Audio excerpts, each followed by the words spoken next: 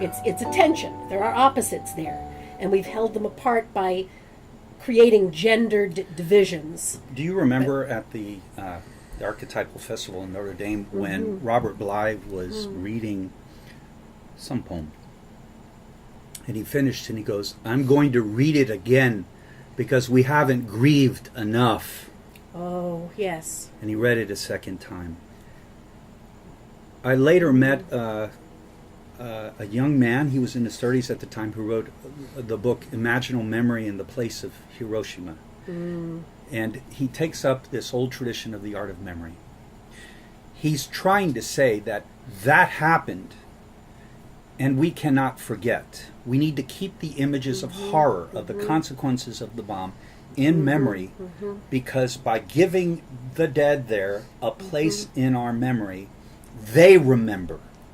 Yes. And remind us and produce an ethical stance. As an aside, Steiner has I think you pronounce it Steiner, but that the real community of humanity includes the dead and the unborn. Yes. And I so resonate with that. How often I feel that the spirit of my father,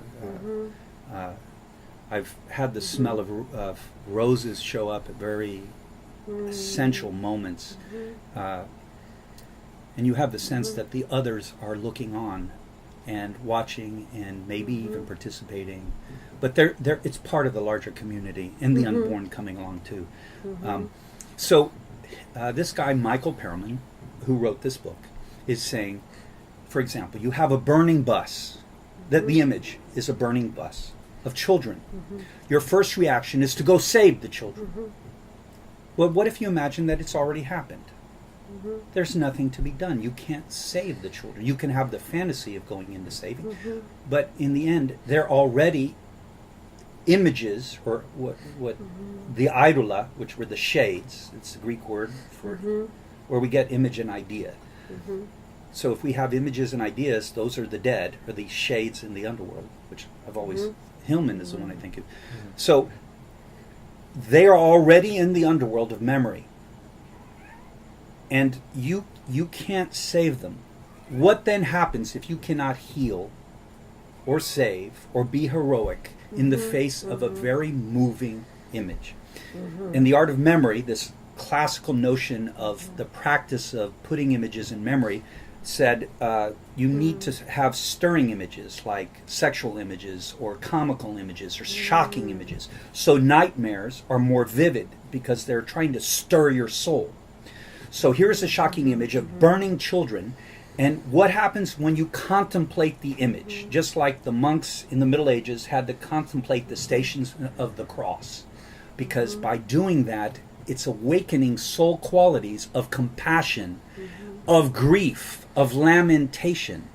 And to link it with the feminine, it was the women who, in that connection to Hecate, the goddess of the underworld, they would la la la la, or grieve, and it would be all this screaming and all of this, and then the church prohibited it, and the priests then had to conduct the grieving process, but they took it away from the women.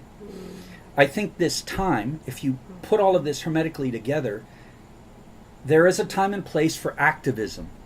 But I think what's not happening enough is that ability to enter lamentation when you can't fix it.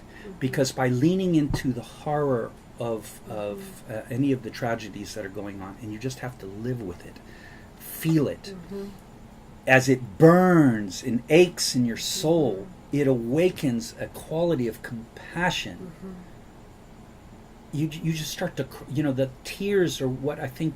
That's why I think Bly said we haven't grieved enough. When you haven't grieved enough, you don't get in touch with the heart that is the place where the river flows, where you can get to healing. But when you're angry and you're not feeling that, then you can go and kick some ass with someone, take them out because they deserve it. And you're just repeating the cycle. But when you go, what if you can't fix it? You can't. It's done.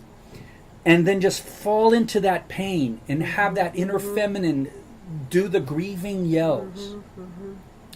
And the tears come.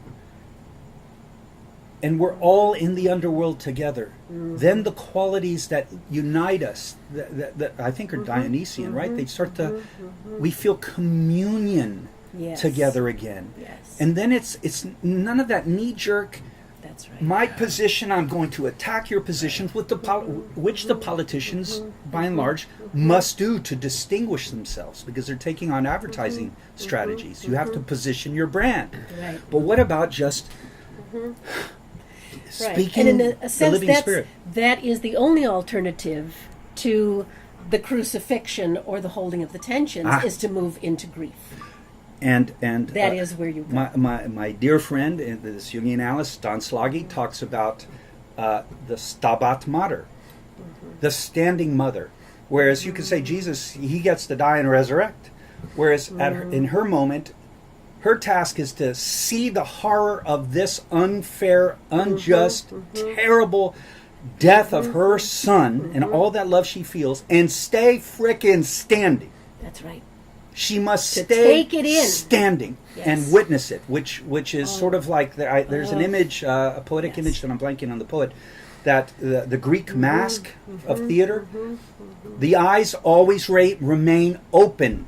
You must look at the tragedy and take it in, and not quickly react to the counter reaction to try to remove it, because if I kick your ass afterwards, then I've removed the problem. But I don't have to sink into the pain of the thing and then enter the grief and the lamentation. So her standing, if you listen to Pergolesi and hear the Stabat Mater classical music, that entering of this capacity to lament is so incredibly healing.